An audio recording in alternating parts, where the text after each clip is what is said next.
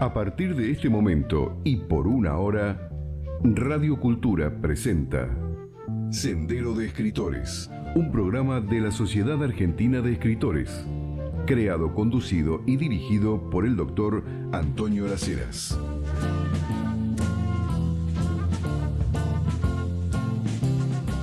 Última hora de este maravilloso 9 de julio, Día Patrio, fundación de la patria, la fundación oficial, porque obviamente veníamos de unos cuantos años, y pensábamos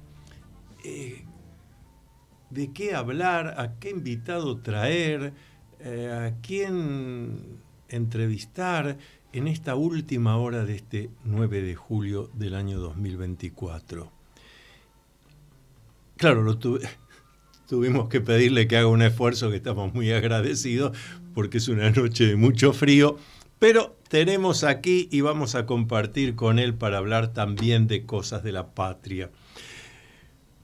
Primero socio activo de la Sociedad Argentina de Escritores, hace ya años la Asamblea Anual de la Sociedad Argentina de Escritores lo consagró socio honorario.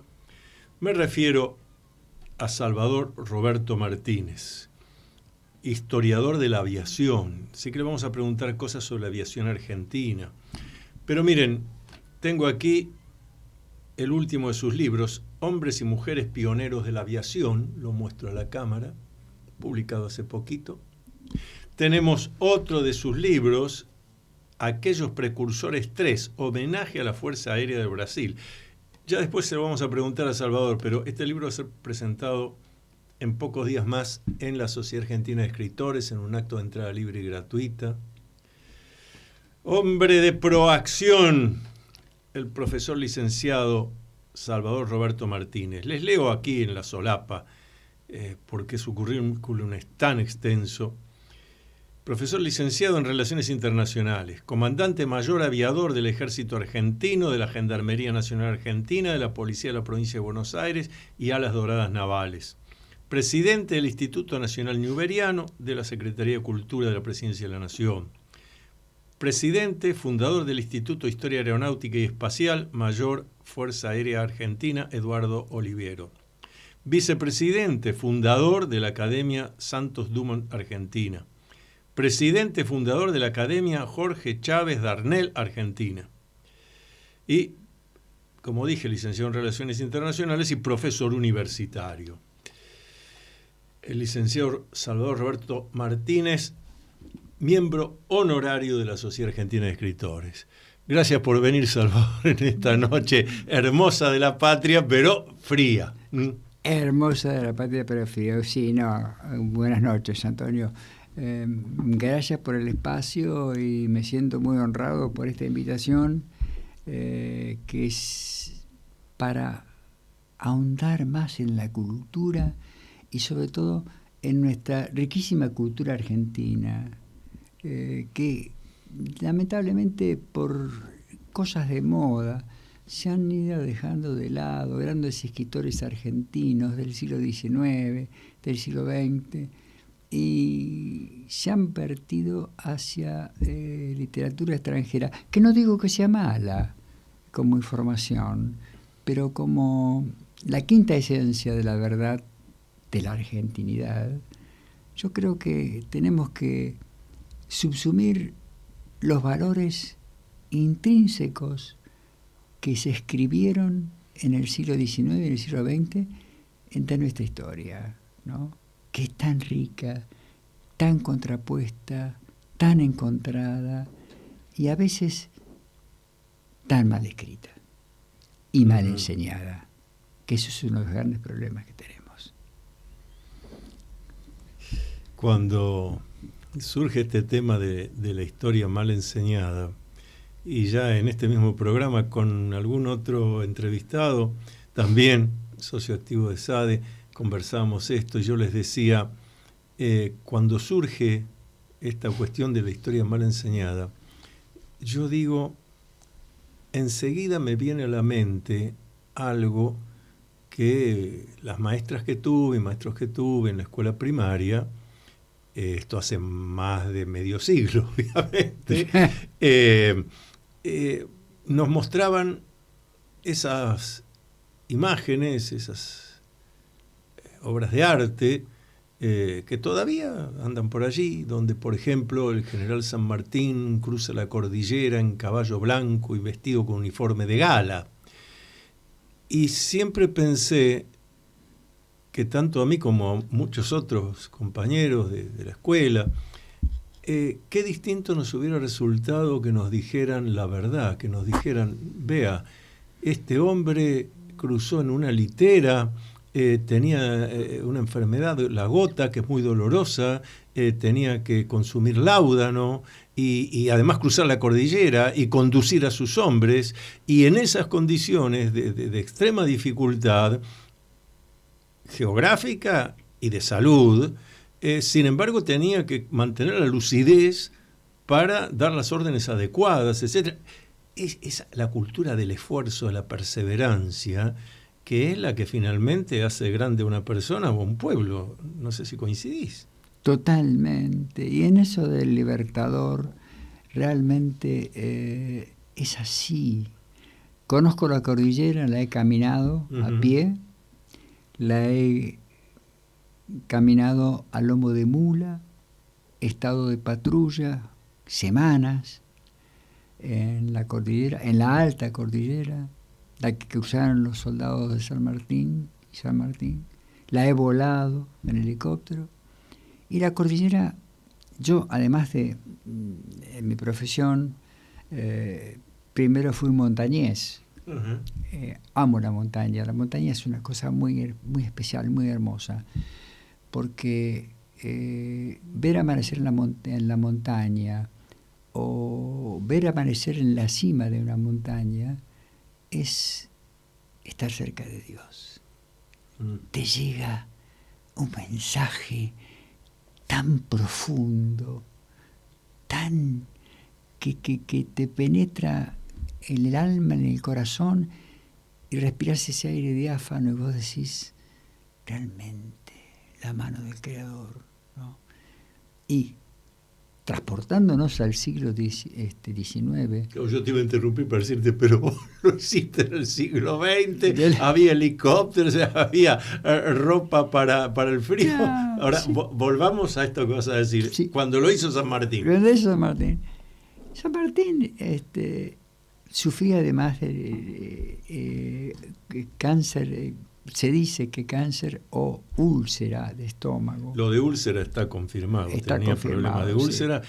Producto de la forma sí. en que, es más, hay escritos sobre esto de historiadores de aquella época que comentan que estando en Mendoza preparando el ejército, no se detenía a almorzar, no. Comía de parado mientras seguía dirigiendo sí, y demás. Sí, Entonces, sí, claro, sí. Eso, más el nerviosismo, generaba un problema gastrointestinal importante. Grave. Además, él era un hombre que simulaba tomar mate, porque sus soldados tomaban mate. Sí, tomaba café. Tomaba café en el mate. En el mate, ¿no?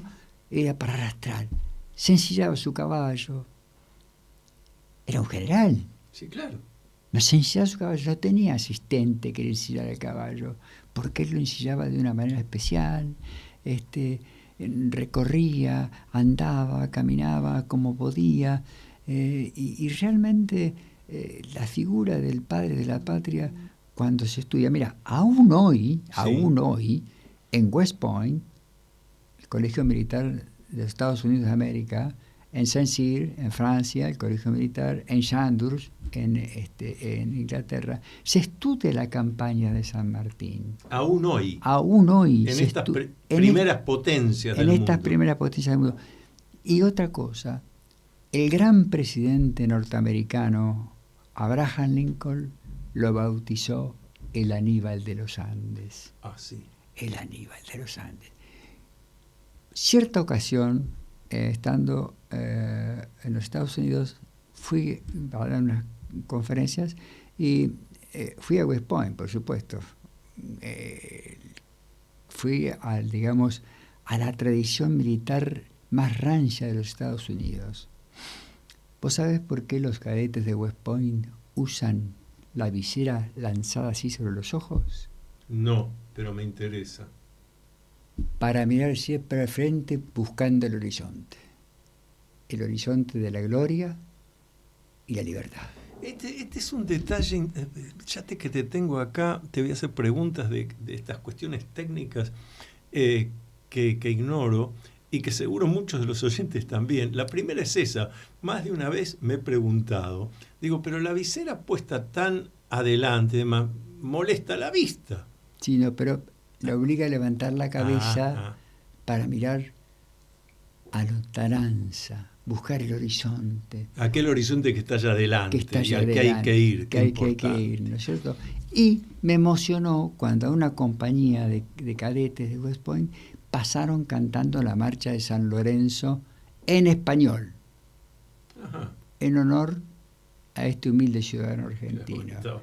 Bueno, se me cayeron las lágrimas y ya me emociono recordar eso, y además claro. de ver eso, y le agradecí efusivamente al director que me otorgó el uso de la palabra. Uh-huh. Y bueno, no sé qué habré dicho, porque no me acuerdo. Lo que sí es que cuando terminé, todos lanzaron sus gorras al aire, viste cómo son ellos, sí, expresivos, y con una algarabía extraordinaria, ¿no? Es un recuerdo muy grande que tengo. Y San Martín, realmente, donde yo sentí, como diría Hemingway, el cachetazo de la fe, fue en Perú. Yo soy miembro del Centro de Estudios Históricos Militares del Perú y del Instituto de Estudios Aeroespaciales del Perú. Claro. ¿Cierto?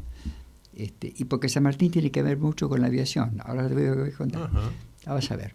Entonces, fuimos a dar una conferencia. Yo fui a hablar sobre Güemes, casualmente, una de las grandes Porque adalides. vos también presidís la Asociación Instituto Güemesiano. Es correcto, sí, correcto. sí. Tengo ese honor de presidir el Instituto Güemesiano. Mira, vamos a hacer la primera pausa del programa. ¿Cómo no? Y, queridos oyentes, seguimos dialogando con el licenciado Salvador Roberto Martínez sobre historia, y en algún momento vamos a entrar también en su especialidad, que es la historia de la aviación. Pausa. ¿Usted escribe poesía, ficción, ensayo, novela, dramaturgia? Entonces tiene que pertenecer a la Sociedad Argentina de Escritores. Lo esperamos para darle toda la información de lunes a viernes de 14 a 19 horas en nuestra sede de la calle Uruguay 1371, Ciudad de Buenos Aires.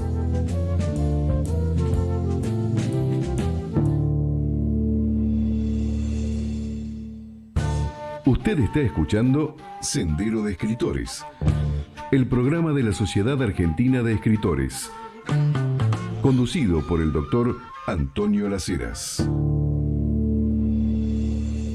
Y antes de continuar nuestro diálogo con el miembro honorario de SADE, Salvador Roberto Martínez,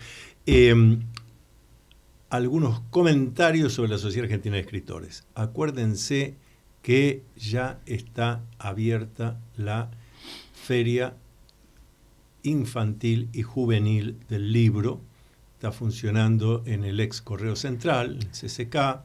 Está el stand de la Sociedad Argentina de Escritores, pueden pasar ahí a recorrer, a ver. La entrada es libre y gratuita para todos. Así que ya mañana mismo, si están de vacaciones con los chicos, es un buen paseo la Feria Infantil y Juvenil. Libros para chicos, no tan chicos, adolescentes, juveniles y también para la familia. Para los socios de SADE, les recuerdo que ya está abierta la participación a presentar libros de acuerdo a los estatutos de la Faja Nacional de Honor de SADE. En poesía, en cuento, en novela, en ensayo, en dramaturgia, toda la información. Esto es para socios de SADE, socios activos, socios honorarios, socios de SADE de todo el país, de las 80 filiales de todo el país. De lo contrario, buscan en la web de SADE y está la información. Algunos de estos libros los vas a tener que presentar a la Faja Nacional de Honor. Con mucho gusto, con mucho gusto. Nos estabas por contar, Salvador Roberto Martínez, Perú, el general sí, San Martín, sí. Bueno, la relación de San Martín con la aviación que me dejaste ahí. Digo. Bueno, entonces cuando voy a entrar al Centro de Estudios Teóricos Militares del Perú, que me recibe el presidente, un general, tenía 80 años, pero parecía que tenía 60, una sapiencia extraordinaria de la Argentina, que me dice, por poco se salvaron de que San Martín no fuera peruano. Y sí, claro. Porque claro, el Virreinato de Río de la Plata se creó en 1776, San Martín nace en Yapeyú, Corrientes, en 1778, hubiera sido peruano. 3 años antes. Se salvaba. Entonces, cuando entro, se me viene encima la habitación, porque era una habitación dedicada al Libertador, con una pared dedicada a Belgrano, por el Incario, el proyecto del Incario, que Belgrano había propuesto que, la América del Sur tuviera la capital en Cusco, que fuera un inca, el rey, porque eran monárquicos nuestros patriotas. Claro, monárquicos con una estructura de un congreso. Exacto. Una monarquía democrática. Entonces, inmediatamente San Martín adhirió al proyecto de Belgrano y Güemes, pero después los intereses porteños hicieron que se dejara de lado. Pero ahí te vuelvo a interrumpir porque es otro de los temas que me ha llevado a tanta reflexión. En los últimos 20 años se habla tanto de la importancia de tener en cuenta los pueblos originarios, los pueblos que estaban aquí antes de la llegada del europeo, antes de Cristóbal Colón, el respeto a esas culturas. Y cuando yo estudio que un Belgrano, un San Martín, decían, y repito lo que acabas de señalar, porque hay que subrayarlo, decían, pongamos un inca como rey. Y, tal como señalaste, y la capital en Cusco. Fíjate esos precursores, cómo tenían claro el respeto a quienes estaban aquí antes que llegáramos los europeos. Qué claridad, porque en los últimos 20 años se habla mucho de esto y se hacen jornadas y cuestas de derecho de los pueblos. Pero estos fundadores de la patria lo veían así. Y vaya que estaban ya influenciados, como vos sabés, por la Revolución Francesa, por la independencia de Estados Unidos. Sí. Pero acá el que tiene que dirigir es alguien que haya nacido en estas tierras. Es correcto. Después hacemos, sí, el Congreso, el primer ministro, lo que ustedes quieran, pero busquemos un descendiente puro de los incas y ese conduce, sería prácticamente toda América Latina. Claro. Es notable, porque 200 años después nos encontramos con que aparece esto, los pueblos originarios, tener en cuenta esas culturas como una novedad, cuando los padres de la patria lo tuvieron en cuenta, aunque como vos bien dijiste, como suele ocurrir, agrego yo, muy frecuentemente, otros poderes, otros intereses terminan tergiversando las cosas. Así es. Y fíjate vos que Perú, ¿cómo tiene a San Martín como un héroe fundacional de su patria? Obviamente, le da su bandera, le da su himno, funda su primera biblioteca nacional. San Martín decía, y esto es una cosa muy importante que sepan los que escuchen, los que ven, seguramente algunos lo saben. San Martín decía, son preferibles grandes bibliotecas a inmensos ejércitos, porque las grandes batallas se ganan con grandes bibliotecas. Fíjate vos la visión que tenía el Libertador, ¿no es así? Y vamos a la relación con la aviación. Resulta ser que nuestras investigaciones siempre decían, aparecía escrito, pero nadie había investigado. Si el Libertador quiere alas para los cañones, alas tendrá, decía Fray Luis Beltrán. Repetí esa frase. Si el Libertador quiere alas para los cañones, alas tendrá. Ajá. Decía Fray Luis Beltrán, que era el que hacía el armamento para el ejército patriota que cruzaría a libertar Chile y Perú. Entonces empezamos a investigar. Y tomó la posta el delegado del Instituto Nacional Iberiano, que está en Mendoza, el ingeniero don Mario Bataguión, que a su vez es liceísta, capitán de reserva de infantería, y empezó a investigar. Resulta ser que los uniformes de los granaderos se hacían en Mendoza, y los hacía un señor llamado Andrés Tejeda.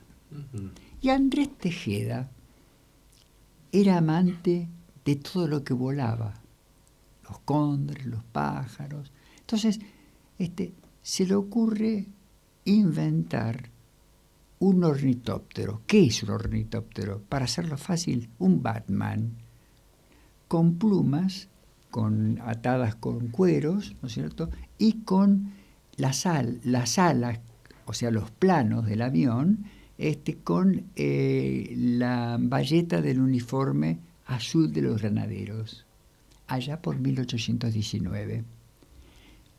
Y experimenta vuelo cortito, por supuesto, corto, porque eran los primeros escarceos, ¿no es cierto? Inclusive en el mundo. ¿Y por qué se fundamenta que era un vuelo? Porque la quebradura que después sufre en las piernas está la quebradura típica del esquiador, que va para adelante. Si él hubiera caído por gravedad, los fémures se hubieran ido hasta acá arriba. Sí, hasta los hombros. Hasta claro. los hombros, ¿cierto? Entonces, bueno, perfecto. Se hizo toda la investigación, yo lo complementé con algunas cosas más. Mario Bataguión presentó un libro que está súper agotado, y máxime porque no tiene dinero para imprimirlo, y se hicimos promulgar una ley, ¿no? Provincial por la cual se declara a Mendoza cuna de la aviación experimental iberoamericana. Sí, pero Salvador, detenete un momento, Sí. porque los oyentes deben estar como yo, más que asombrados. A ver si entendí bien.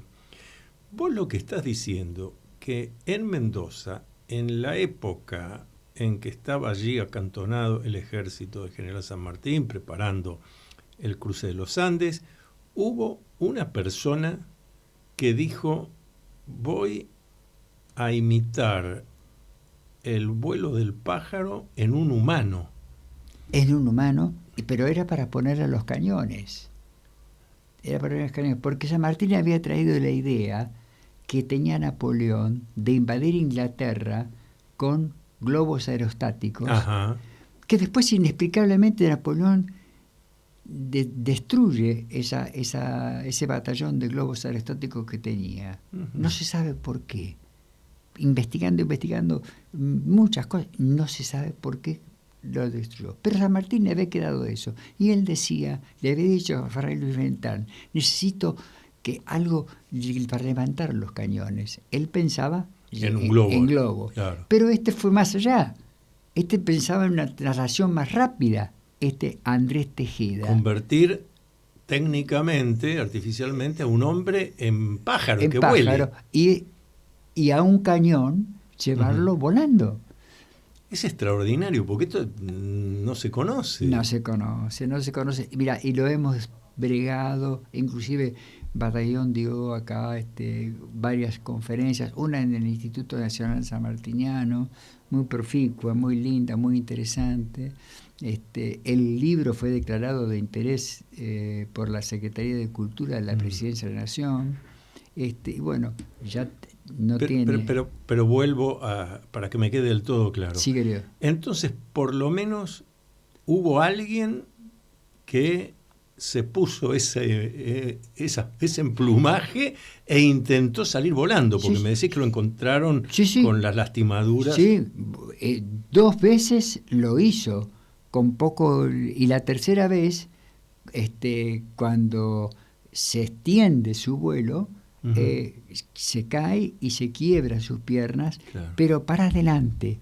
Claro. O sea, la quebradura típica del esquiador, Sí. en velocidad para adelante. La diferencia está, como te dije, que si se hubiera caído por gravedad, el fémur hubiera salido para arriba, ¿cierto? Todos Así los que huesos. algo pudo volar. Algo pudo volar. Es Algo extraordinario. Eso está, exactamente. Sí, sí. Fíjense las cosas que estamos aprendiendo. Bueno, esa es una de las... Y la primera escarceo de vuelo que presentó un holandés relojero, Miguel Colombice, Ujú. fue en 1909, ¿no? A Santiago de Liniers, que obviamente por desconocimiento lo desechó. 1809. 1909. En 1909, Santiago de Liniers. Perdón, puede no, ser. 1809, perdón. 1809, Sí. Santiago de Liniers, sí Que- puede ser. 1909. Claro, antes de mayo de 1809. 1800, Claro. Sí. Entonces, Un holandés que vivía acá en la aldea de Buenos Aires. en la aldea de Buenos Aires. Claro. Entonces, desechó, luego lo volví a presentar y Mariano Moreno, que tenía esa especie de soberbia, digamos, no la quiero definir ahora porque sería muy extensa, también lo desecha. Se va... ¿Y qué es lo que les había ofrecido? Le había ofrecido una especie de un aerodino. Todo lo que se desplaza dentro de la masa de aire se denomina aerodino. Sea avión, helicóptero, globo. Y este en particular. Era la forma como un dirigible que tenía hélices, que permitía un desplazamiento, ¿no es cierto?, que era importante para lo que las batallas que vendrían. Pero claro, un arma de guerra magnífica. Con hélices, en 1809. ¿No es cierto? En base a eso, y porque lo presentó en lo que hoy es el Regimiento 1 de Infantería Patricios, el regimiento que custodia la ciudad de Buenos Aires, el Instituto Nacional Newberiano ha emitido un oficio al señor jefe del regimiento para condecorar la bandera de guerra de este regimiento, con la orden al mérito newberiano, en razón de ser el primigenio, digamos, antecedente aeronáutico que existe en la Argentina, ¿no? Es una cosa que esa investigación la realizó un prestigiosísimo museólogo e historiador, don Santiago Cherbo, lamentablemente fallecido el año pasado, el 19 de diciembre, en la ciudad de San Nicolás de los Arroyos, ¿no? Que está todo de los sobrados ahí. Y bueno, si me pongo a hablar de San Nicolás de los Arroyos, tendríamos para hablar 6 horas, porque realmente las cosas que hay ahí de historia son magníficas. Pero mantengámonos en la historia aeronáutica. La historia aeronáutica. Sí. Bien, después hubo varios intentos por Flores, por ejemplo, con globos aerostáticos, que se incendia un globo aerostático. Después en la guerra del Paraguay, esa guerra que nunca debió existir, porque cedimos ante los intereses de Inglaterra. Es mi visión muy particular, ¿no? Sí, pero correcto. De la que me hago cargo. Es el producto de tus estudios y tus investigaciones, no poca cosa, como historiador. Exactamente. Chaydo Swick, un extranjero, puso globos aerostáticos como observación, ¿no? Eran globos que se elevaban y estaban estáticos, no se desplazaban. Y luego, bueno, seguimos avanzando con algunos pequeños experimentos. En el año 1904, en la ciudad de Tandil, provincia de Buenos Aires, de la cual tengo el honor de ser oriundo. Ahí sí ya estamos en 1904. En 1904, sí señor. Un italiano, Guido Dinelli, agradeciéndole, para agradecer a la República Argentina que lo había recibido como inmigrante muerto de hambre de la Italia, se propone construir un aerodino era una bicicleta con un perfil alar cóncavo, ¿no? Y lo hace con madera de pino spruce, y el velamen era el cotín de un colchón. Esta investigación la realizó el profesor don Juan Roque Castelnuovo, prestigiosísimo historiador de la ciudad de Tandil, fallecido el año pasado. ¿Y funcionó? Funcionó, Clave. funcionó, está todo el estudio, inclusive en mi libro Aquellos Precursores 1, sí, está toda la historia, y está todo, la hermenéutica, la heurística y la hermenéutica, o sea, están los pilares básicos de la historia, ¿cierto? ¿Y funcionó? ¿Significa que...? Voló 180 metros. ¿Y a qué altitud? Voló desde un cerro que está ubicado, digamos, en la parte porque Tandil es un valle, ¿no? Sí. El cerro, en este momento no me acuerdo el nombre, y que la idea era aterrizar en la Plaza Independencia, la plaza típica de las ciudades españolas. Exacto. ¿No es cierto? Que está la iglesia, el municipio, todo.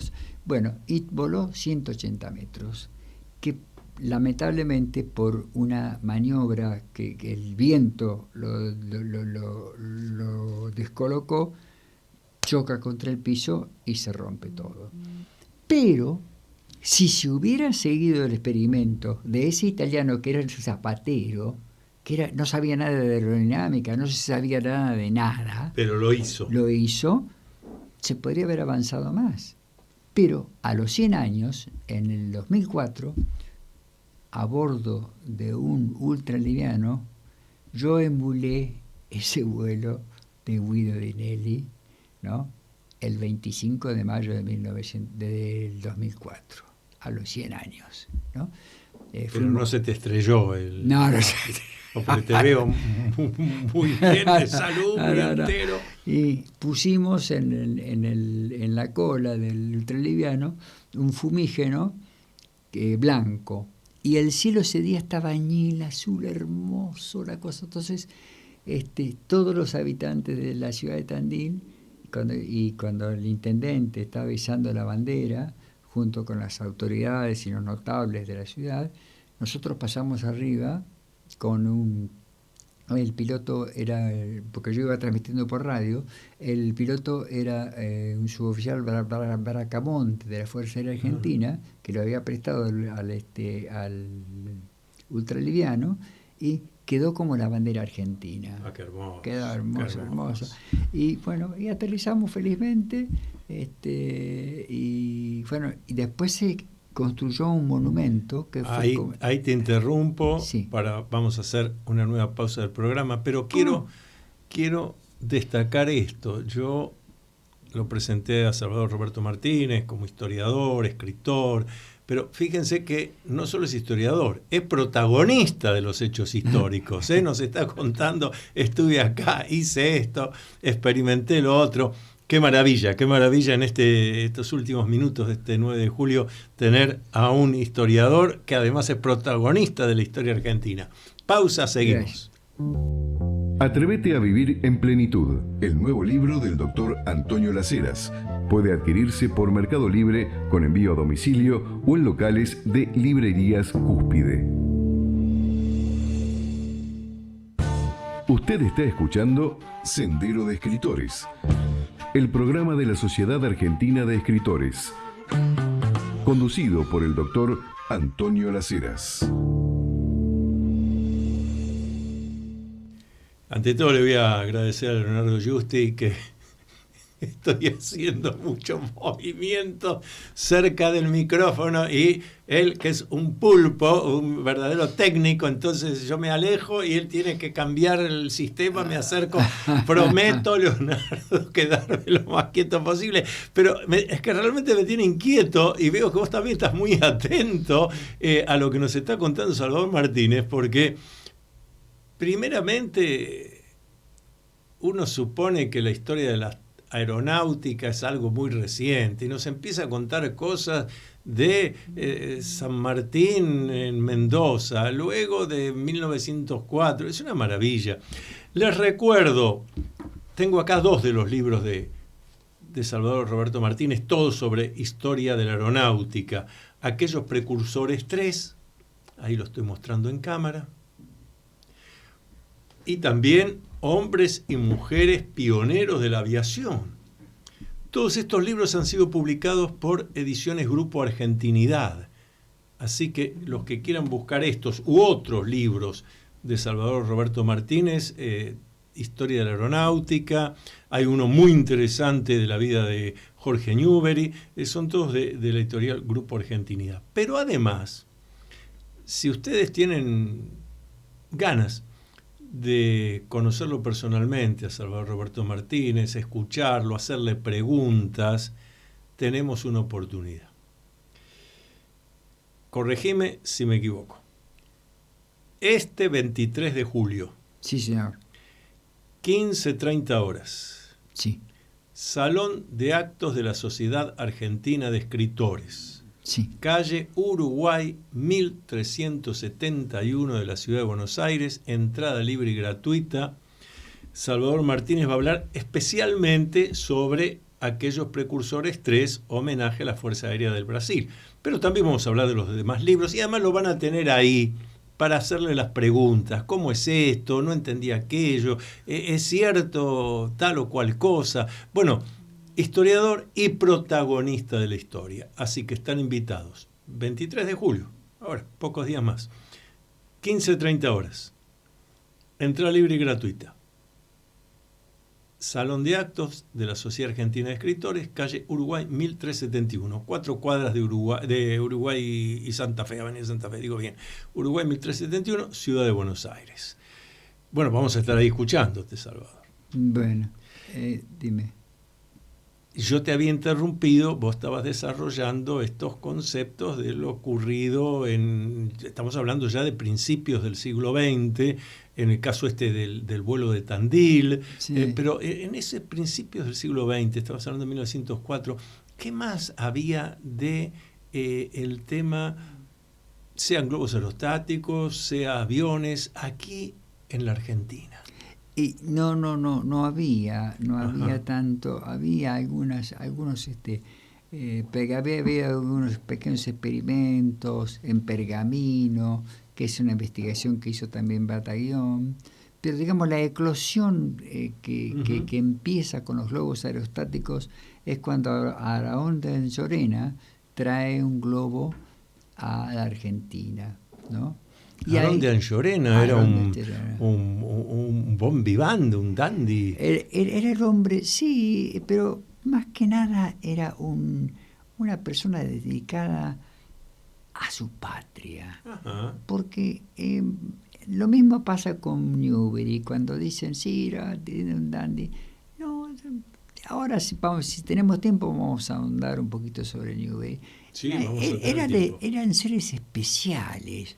Eso quiero que destaques. Sí, claro, eran seres especiales que, el dinero o la vida así rumbosa no formaba parte de cosas. Picoteaba un poquito y estaba en todos los lugares, pero porque la gente lo quería, pero nada más, ¿no? Entonces trae el globo pampero. ¿En qué año habrá sido esto? Esto fue en el año fines de 1906, Ajá. Que ya había volado en París Alberto Santos Dumont el 23 de octubre de 1906. Porque con este tema de la aviación se estableció una, digamos, pelea, entre comillas, entre los hermanos Wright ¿no? Y Santos Dumont. Los hermanos Wright volaron, pero hicieron un lanzamiento de 33 metros.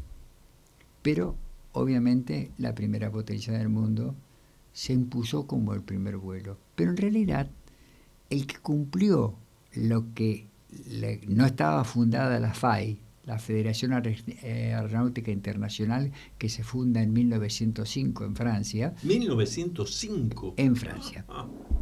Fíjate vos, que estipula una serie de reglas y que las cumple Santos Dumont y vuela, hace 2 circuitos en el campo de Bagatelle con el 14 bis. Es un avión que había ideado él, ¿no? Que iba parado en el avión.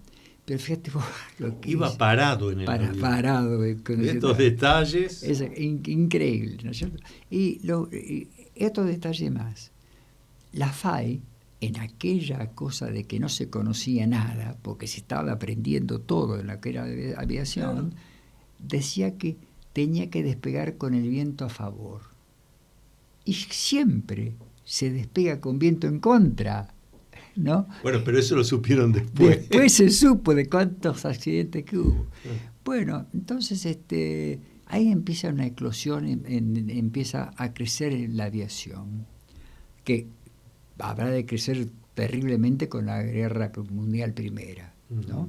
Bueno, entonces, cuando llega acá el globo, en Newbery se interesa, porque ahí empieza a aparecer la figura de Newbery de otra forma, porque Newbery era un individuo que había nacido acá en la Argentina, hijo de Ralph Newbery y Dolores Marguerite, y eran 12 hermanos. Y fíjate vos, el padre era norteamericano, había peleado en la Guerra de Secesión y había llegado acá cuando la fiebre amarilla, ¿no? En un pequeño barquichuelo, navegando él solo, desde Estados Unidos acá.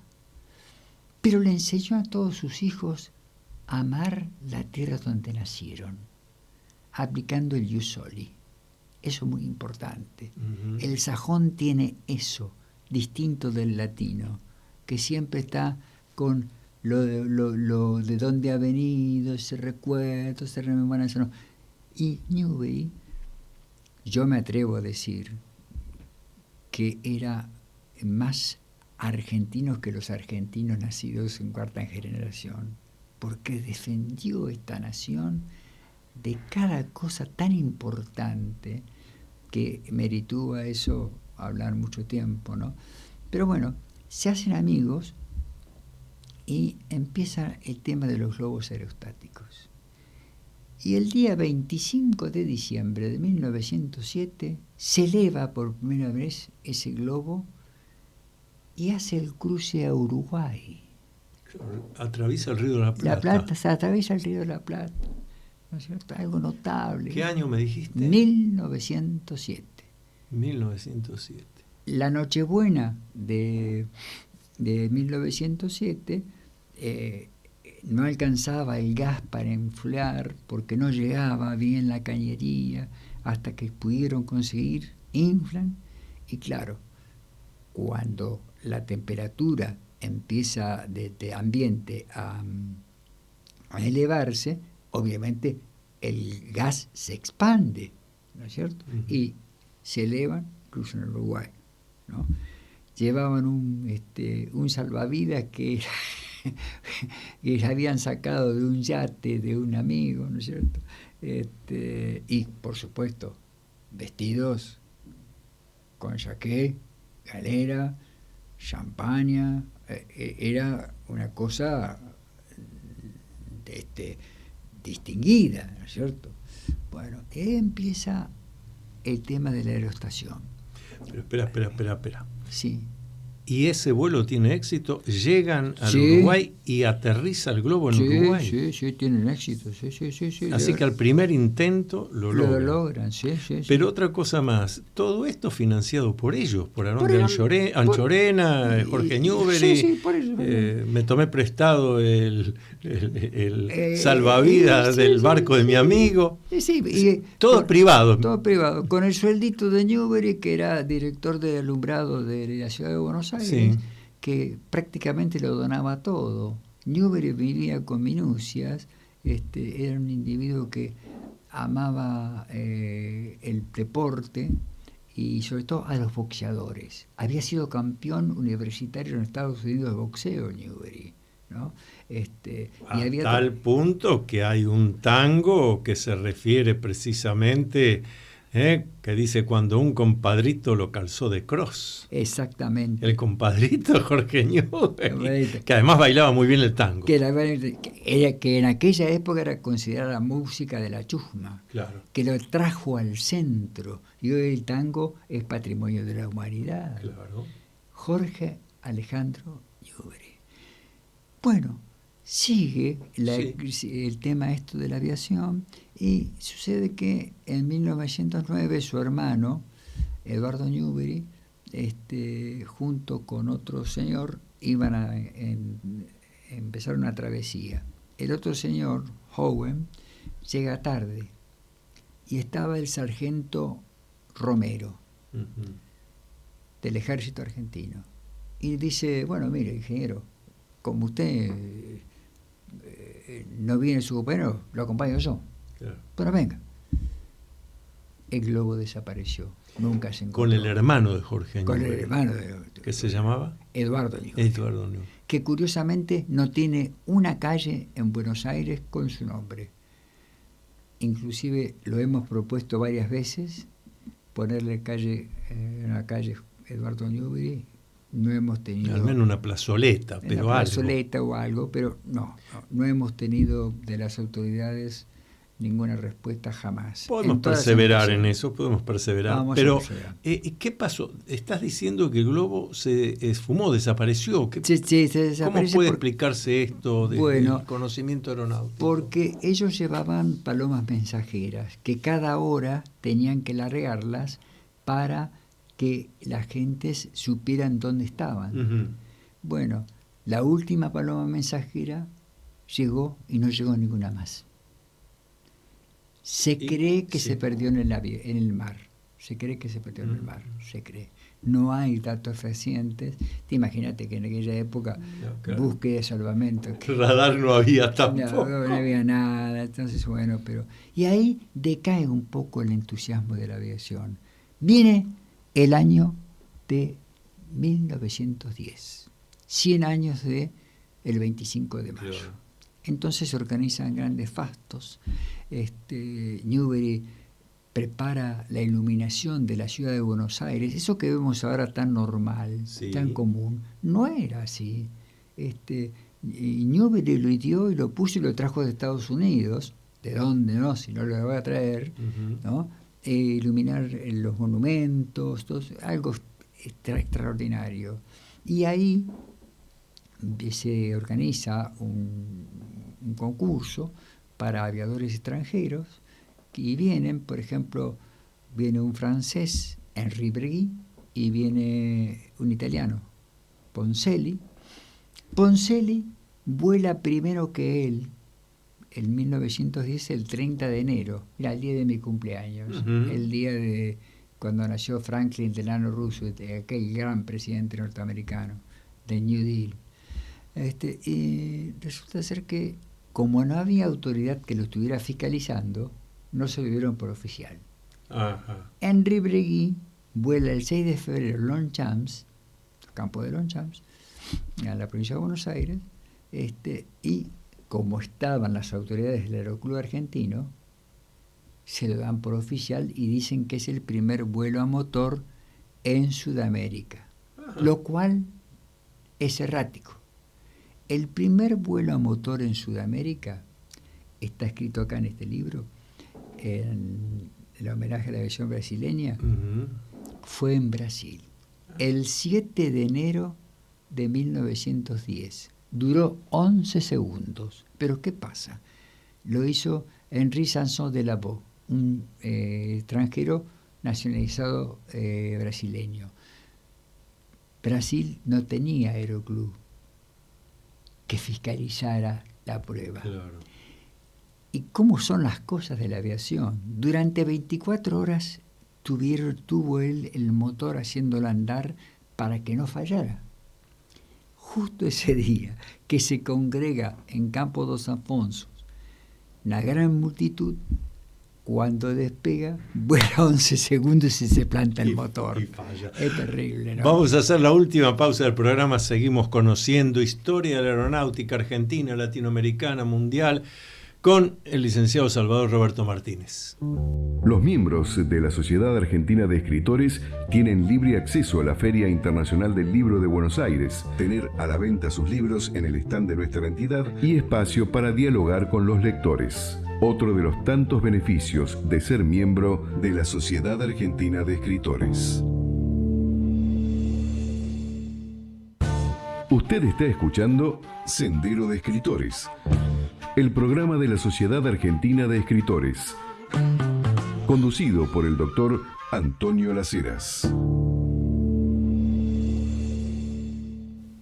Seguimos con el licenciado Salvador Roberto Martínez, casi rumbo a medianoche en punto de este 9 de julio de año 2024. Estamos hablando de los pioneros de la aviación. Te interrumpí antes de la pausa. Sí. Sigamos hablando de Jorge Newbery, este personaje extraordinario. Y bueno, Jorge Newbery se lo conoce por ingeniero mecánico electricista, fue el primer ingeniero mecánico electricista recibido y que estuvo acá en la Argentina y que se recibió en los Estados Unidos de América. Uh-huh. Fue discípulo nada más ni nada menos que Tomás Alva Edison. A la pucha. ¿No? Vaya maestro que Vaya tuvo. maestro. Bueno, pero qué interesante que hagas ese comentario, porque lo estoy viendo desde el punto de vista psicológico. Claro, Newbery fue un incansable, nunca inconformista. Claro, Edison era eso. También. Siempre un nuevo invento, un nuevo descubrimiento. Y además hay una anécdota de Edison importantísima. Cuando le dicen, pero usted debe haber hecho muchos experimentos que falló. Y sí, claro, muchísimos. Y cada vez que fallaba, ¿cómo se sentía usted? Yo muy contento. ¿Cómo? Cada vez que fallaba se quedaba muy contento. Sí, porque ya conocía que por ese lado no era el camino, había que buscar otro. Claro que sí. Y veo Newbery eso también. Era así. Newbery se destacó, mira, por defensor del petróleo argentino, porque las grandes potencias querían seguir vendiéndonos petróleo y a un precio privativo. Uh-huh. También defendió el cemento argentino. En aquella época había que construir el dique de San Roque. Ah, sí, en Córdoba. En Córdoba, que era el número 12 en tamaño en el mundo, en aquella época. Y decían, no, los franceses no van a servir, que yo. Se construyó con cemento argentino y ahí está todavía. Sí, claro. Quiere decir que no somos tan malos para hacer las cosas. Defendió también el uso de la hulla blanca o energía hidroeléctrica por la visión que tenía que no existía la palabra ecología, sino de no agredir al medio ambiente. Soñó con el ingeniero Mosconi de fundar una compañía petrolera que fuera mitad estatal y mitad privada. No lo llegó a ver porque se mata el 1 de marzo de 1914, se funda en 1922 y bueno, aclaremos que se mata en un accidente de aviación. Entonces no se suicidó. Sí, en un accidente de aviación, desgraciadamente, que después algún día lo hablaremos. Y fíjate vos que nosotros fuimos el segundo país que fundó una compañía de ese tipo. La primera la había fundado Inglaterra para asegurar el combustible de la Royal Navy, la había fundado Churchill en la Guerra Mundial Primera, ¿no? Y acá se funda en 1922 Mosconi. No vamos a hablar de todas las trapisondas que hemos hecho los argentinos con YPF porque sería para desgarrarnos y hacernos un Continúa con Jorge Newbery, por Continuamos favor. con Jorge Newbery.